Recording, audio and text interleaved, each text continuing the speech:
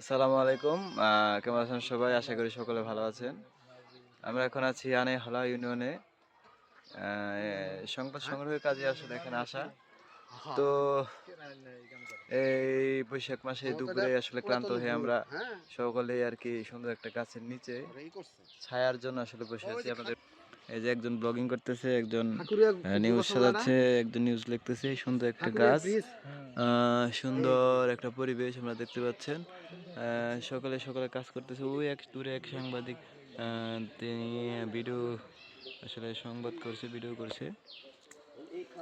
তো আমরা এই যে একটা সুন্দর গাছে আসলে দাঁড়িয়ে আছি। খুব রিক্সি একটা গাছ, মাটি থেকে আসলে একদম শূন্যের উপরে আসলে গাছটা রয়েছে। আমাদের ইউটিউবার সবিতা তালুকদার, সে তার কন্টেন্ট ক্রিয়েট করতেছে। সে আমাকে দেখাচ্ছে, আমি তাকে দেখাচ্ছি। হ্যাঁ, আমি ভিডিওটা ছাড়তেছি আজকে। সুবিধা, সে অনেক ভালো আর কি, সেলিব্রিটি লোক। তাকে পুরো বাংলাদেশ চিনে, জানে। সকাল বিকাল 3টা তিনি কন্টেন্ট আপলোড করে।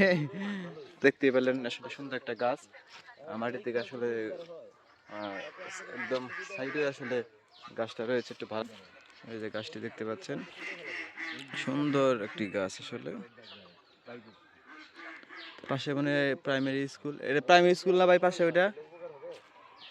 হ্যাঁ, প্রাইমারি স্কুল। এই গ্রামের নাম সঠিক জানি না, বেশি গ্রাম, এই গ্রামের নাম হচ্ছে আসলে সোনুটিয়া। ওই দেখতে পাচ্ছেন আমাদের সাংবাদিক আসলে তথ্য সংগ্রহ করে সে আসতেছে।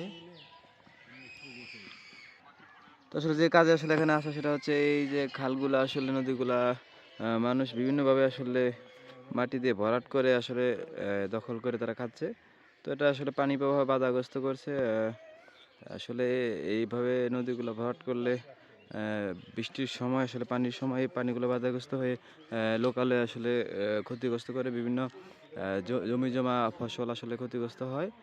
তো আপনারা একটু সচেতন হবেন, এই বিভিন্ন ধরনের খাল বিল নালাগুলো আসলে ভরাট করবেন না, পানি প্রবাহটা স্বাভাবিক রাখতে নদী প্রবাহগুলো সবাই সচল রাখার চেষ্টা করবেন। ধন্যবাদ সকলকে।